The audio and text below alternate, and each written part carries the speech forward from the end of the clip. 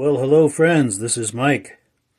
Today we're going to do a quick review of this Eyesen 8mm Movie Maker Pro. If you're looking to convert your 8mm films, pardon me, to digital, this is a good choice. I'm having good luck with it. It's got its quirks and unique things about it, but I've been having really good luck with it.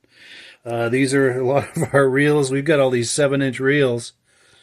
What we would do in the 70s is we'd get one of these, and the developed film would come on this, and we'd splice them all together using this onto these 7-inch reels, and now we've got these 7-inch reels that we're converting. By the way, the take-up reel that this comes with is this 5-inch reel. So if you've got 7-inch reels like this, you want to look in with your stuff and see if you've got a take-up reel, because otherwise you would need to order one or two. I would say order 2 or 3 from eBay, depending how many you're converting, because it's good to have a few. And I'll tell you why here in a minute. But yeah, a 7-inch reel like this takes about 3.5 to 4 hours to convert. You have to be in the area. That's just my opinion, because you need to be listening to it. I'll give you an example. This door is closed, but this is an upstairs room that we have as an office. I putter around up here in the upstairs where I can be listening to it. Anytime it makes any kind of a clicking noise or a chattering noise, anything unusual, you come in and check on it. And usually it's either the sprocket holes of the film. Some of those sprocket holes sometimes are damaged, or where the film has been spliced together. Sometimes that will cause it to jam. Also, if it's been going for an hour or more, sometimes it just it needs a break. I don't know if it's a heat thing or what it is, but sometimes it needs a break. So I just shut it down, let it sit for half an hour or an hour, pick it up again, and it's fine. My typical thing that I will do when it's starting to jam or chatter is the first things I will check is this. You look at your reels and push back on it to make sure that's all the way back. Looking through the viewfinder. Here we go. Make sure those are seated correctly. Also check your path, the film path. Make sure that is correct around all these pegs. Make sure it's following the correct path. And then you open this up, and there are 3 tabs in there that it needs to be on. There's a tab here where my finger is, another tab here, and then there's one in the middle. You can see that white one in the middle there. It needs to be under all 3 of those tabs, and whether you're using Super 8 or regular 8, you select accordingly. And when you want to reset it, a lot of times what I'll do is I'll do this. It'll disengage the sprockets and then put it back, and it'll automatically engage, as you saw there. And you flip this little door down. By the way, this little area here I call the chute. So we put the chute cover down, and we should be lined up and ready to go. And I'm going to go here in a minute and show you. But before you get started, there's a couple of things you want to check in the settings. I found this out the hard way. I don't know if this will be the case for you, but I'm going to take you through them. You press this menu button right here, and you use these arrow buttons to scroll up and down. Sharpness. Click OK. Put it on high. I'm not telling you what to do, but I've got it on high, and I find it a whole lot better. I like it. I like the quality a whole lot better. The other one you want to check is frame adjust. You can see frame adjust there. You click OK, get into that. And you can see X, Y, and W. You want to click your way down to W. And what I found with this is it was cropping everything, so it was cutting off heads and feet. And I just kind of opened it up using the Y button, and I got on the Y line, and I used the up and down buttons to open it up so it wasn't cutting off heads and feet. And you can see right now that image is upside down. I'll get into that in a moment, why that is. So let's get back out of here. So you want to check those before you start, in case it's cropping your videos like it was cropping mine. before we roll this and show you how it works, I want to show you an issue you might possibly run into if you've got these 7-inch reels. Thing about these 7-inch reels is it's only got the little slots on one side, and these are Super 8. See, there's no slots on this side, so they can only be put on there one way. And if you've got the Super 8 holes, the big holes, you're going to need some of these adapters to get that to fit. But what's going to happen, what may happen, I'm not saying this will happen, you get it on there, and trying to hold this and film at the same time. What I'm trying to say is you may get this mounted on here, and the sprocket holes on the film are on this side, so they're not going to line up in the chute. So what do? Well, there's a few options. If you have some of these extra reels, especially one that have the slots on both sides, so you can reverse them and put them either way.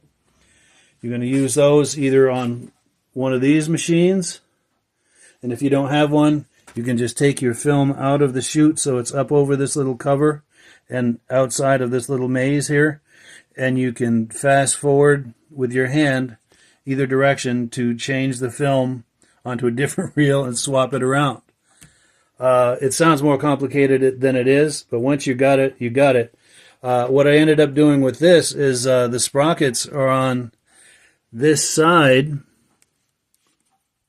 but the film is on backwards. But I don't mind that. I'll tell you why in a moment. And you'll see the film is coming off the top of the reel, right here, coming off the top of the reel where typically it would be coming under the reel. For the machine, it doesn't matter.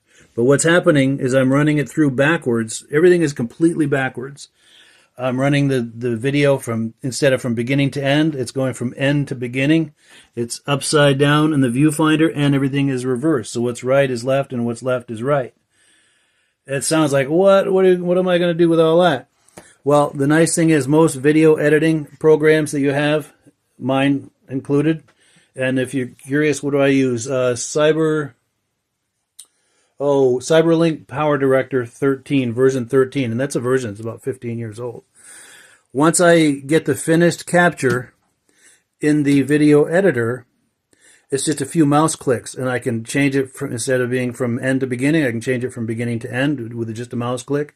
You see how it's upside down? I can change that with a mouse click to upside right, and everything, instead of being right to left and left to right, one mouse click, I can fix all of that. So it's easy as hell to fix that in the computer, so I don't mind if the gymnastics I had to go through to get this on here so it'll line up with the sprocket holes in the chute.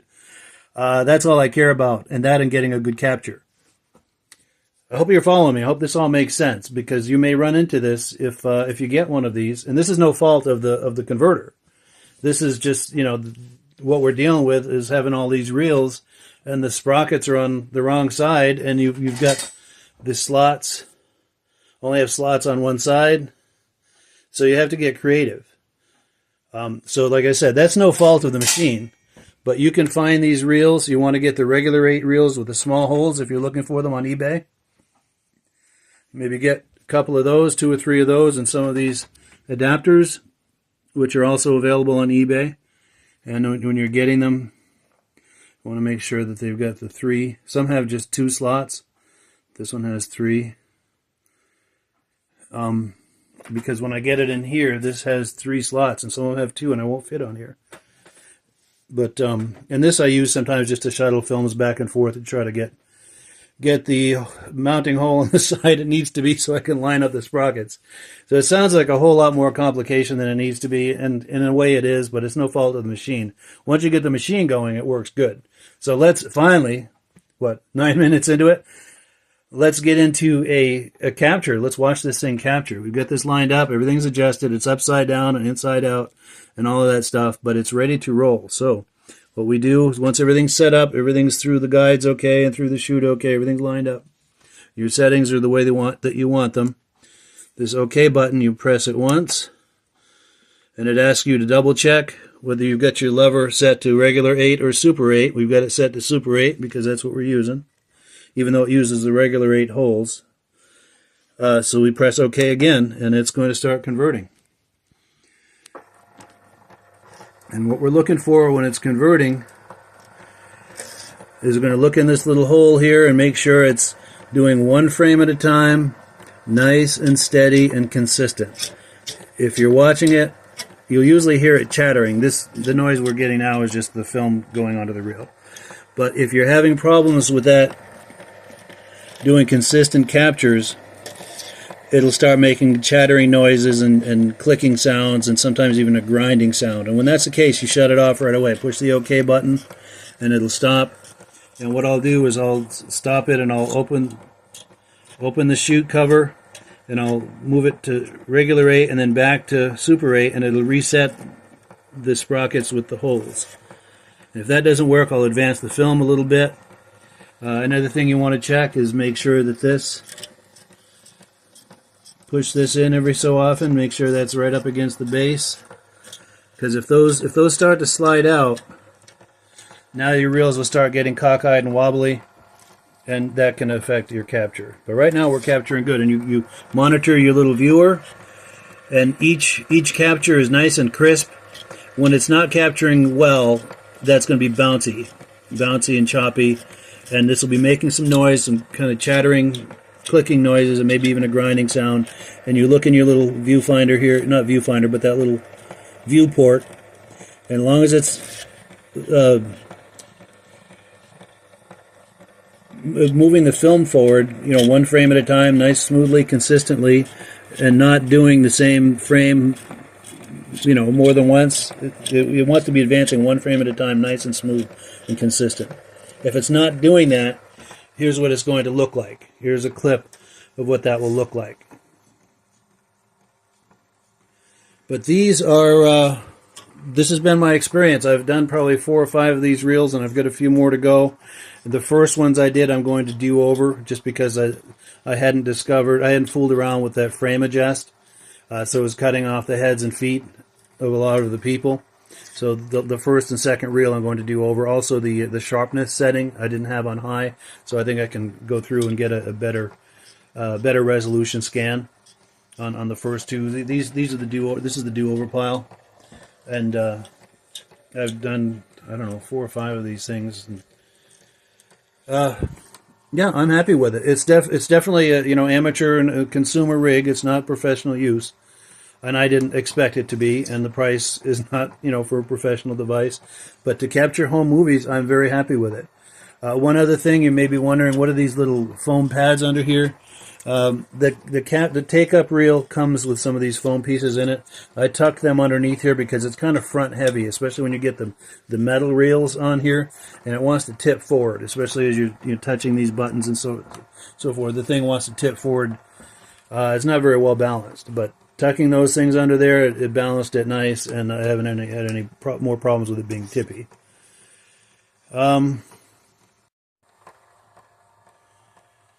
Hey, it's Mike again. A different day with some different thoughts I wanted to add on this.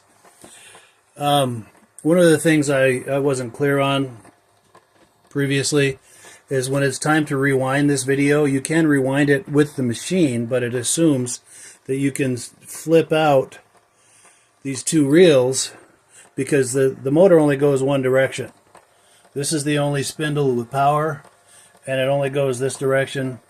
And when you thread it through here and follow the dotted lines so you're missing the maze, you can turn it on, it'll rewind a little faster. But that assumes that you can flip these around. Not all reels you can flip. Like this one you can't. It only goes on one way. This one goes on 2 ways, courtesy of an adapter. And a lot of them don't. Let me give you an example. This one, you can't put it on this way. This one's got an adapter in it, which allows me to put it on these narrow spindles, but still, it only is going to go on here one way. You can't put it on here like this on either side. That's why I use these adapters, and these, well, let me go back a bit. The machine comes with these adapters here, and let me show you something. Put it in here, and it's a very, well, come on, there we go. It's a very loose fit. And see how that just falls right out of there? That's not going to stay up on the spindle. So if you don't have some of these, now these are the opposite, and you want to look for these on eBay if you've got these large diameter reels or with the Super 8 openings, because these take a close look at what this is, because you're going to be looking for this on eBay. These go in and they're designed not to come out like this. Now you can take them out, you can pry it out with a knife or a screwdriver, but it's very difficult to get it out. So they're designed to be in there long term, which is good. They're nice and firm and they're not going to slip off of these spindles. More about the spindles. If it's worth having a couple of reels like this. If again you're doing with a 7-inch reels, this you can put on either side. See how you can flip this around if you need to. This one can as well with an adapter. This is what that adapter looks like. It's a 2-piece adapter. And sometimes they fit securely. This one fits securely with a friction fit. This one, for some reason, I'd have to glue it in. It's a little loose, but that would still work. And the way to tell if whether or not you're going to be having problems with what I've been dealing with, where you have to shuttle your film back and forth to different reels in order to get it on here, because the sprockets are only on one side of the film. If you see, the sprockets are closest to the machine. No sprockets on this side. That's the only way it's going to feed in there, is if the sprockets are closest to the machine. So hopefully, like this reel, you can put it on either way. But you take a look at this reel, and the sprockets are on that side. So you'd be in business. But if it came off like this, you'd have to rotate the reels or put it on like this, where it's coming off the top. And it sounds like a whole lot of complication and gymnastics to go through. Once you're doing it, it's really not. And let's say, for instance, you can't flip these around like with this, the way it's set up. I could not flip that around to rewind it with the machine. It's very easy to do it by hand. You just work them with your hand to get it back on the other reel. And if you need to jockey or shuttle the films from one reel to the other in order to get it, so you can put it on here correctly so the sprockets are on the correct side, it's not that hard to do. It just takes a little extra time. It's just when you first discover that situation, you're like, what in the hell is going on here? But there is certainly a workaround. Now, also, I showed you yesterday this thing that I use to shuttle and rewind and fast forward my films from one reel to another. I would not buy one of these. We just happen to have this from the 70s.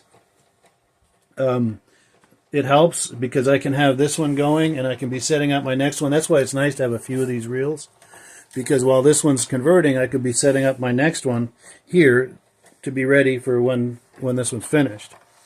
If you have a film projector handy, you could use that as well. You use that just for rewinding and fast forwarding your films and shuttling them from one reel to another to get them so they'll get on here properly for a good run. Also, a couple of things.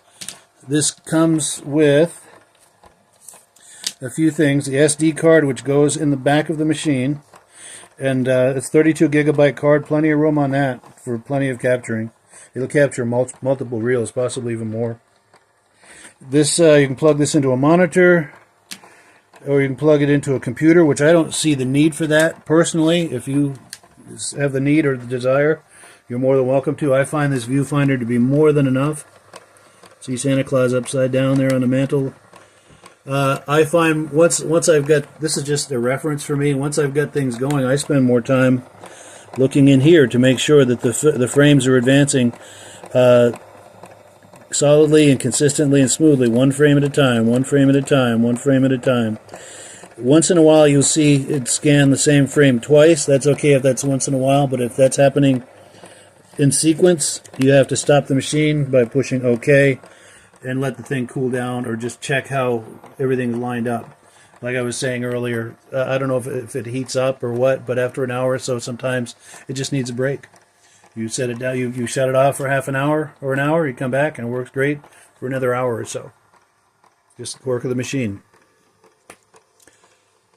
Now, I was mentioning, another thing I was mentioning is I had mentioned earlier that, since this is going on from end to beginning, and it's upside down and right is left and left is right. You hear that chattering there for a second? That's when you watch this to see. Maybe we can catch it. No, it's going good. When you hear that chattering noise, if you look down in that little hole there, you'll start to see where it's scanning the same frame twice or 3 times. That's when you need to put it to a stop and regroup. Anyway, I was talking about how everything's going on inside out, upside down, and backwards. And how with just a few clicks I can resolve all of that in my video editing program on the computer. So that does not concern me at all, as long as I'm getting a good clear scan and it's not skipping. That's all I'm concerned about. Now you may be thinking to yourself, hey self, I don't have a video editing program on my computer. You may want to consider getting one, because I use the editing program to not only do that, but I can stitch the files together. If I wanted to, I could put music under it, titles, transitions, whatever I want to do. The other thing I do, and you may want to consider this, is in my video editing program, I slow it down by half. I find things look much more natural. You may want to experiment with that. So if you're thinking, oh, I don't have a computer program, a computer editing program, video editing program, don't know how I would run one if I did, I might be able to help you with that, depending how many files you have. There's ways to share them. You can send them to me on Dropbox or with Google Drive.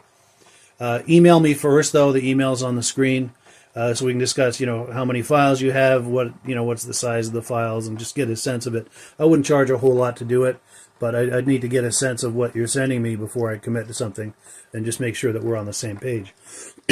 Lastly, these 7-inch reels. If you're doing 7-inch reels like most of mine are, you want to look in your stuff and see if you have some take-up reels, preferably with the smaller holes. The regular 8 is the smaller hole. The Super 8 is the larger hole.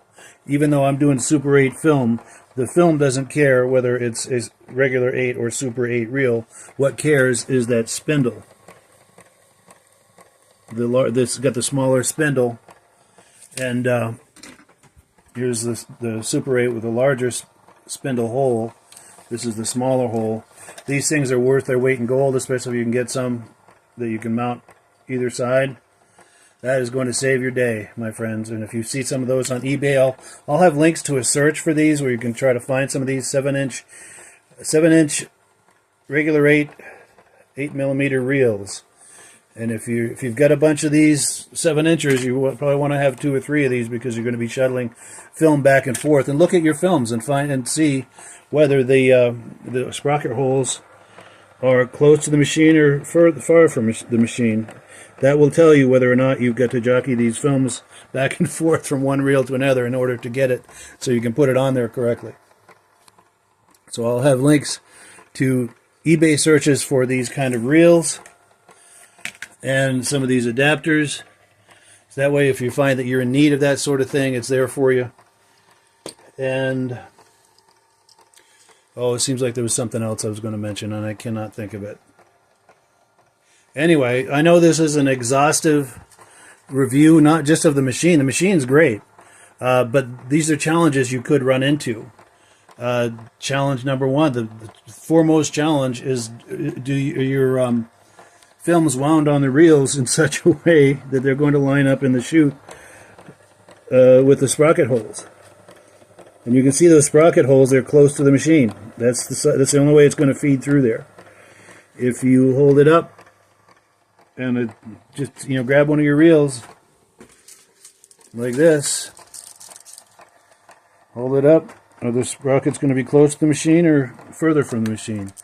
If it looks like they're going to be further from the machine, you're going to have to do some jockeying and shuttling of films, which again is not a big deal. It just takes a little extra time. You can jockey and shuttle them right here on this machine. You just power the machine off, run it through here under this pin, but not under these, so it's following that dotted line, and just reel it by hand with the machine off. Really easy. Anyway, thanks for viewing. Like I said, this is an exhaustive look at this, but these are some of the things you could possibly run into, and you need to be prepared for that. and I've gone through some of the settings that will be helpful for you that you have to at least look at before you get started, so you're not having to go back and redo these reels like I'm going to. Which again is not the end of the world either, but I learned as I went, and I had a few reels done that I need to redo if I want to get it as nice as I'd like them to be. Oh, one final thing, and this might possibly be the most important thing. When I first got it, I was having issues with it, multiple issues, and the seller was excellent about standing behind it, coaching me through some of the settings and things I needed to do to resolve them, and it was right there every step of the way. This is an excellent seller. I got it on eBay for, I think, $259 or something. I'm going to include the link in the description to my reliable seller. So if you decide to get one of these, please use that seller. They've more than earned the business in the way they stood behind this and helped me get this going the way I needed it to go. And hopefully this video is helpful to you. If so, please leave some positive comments for me. I like the encouragement, but more important than me being encouraged, the algorithm favors me when people make positive comments and like and subscribe to the channel. So please do that if you like this, because that tells the algorithm to show this to more people, show my videos on my channel to more people. So thank you for viewing. Have a great day, and best of luck in your video converting adventures.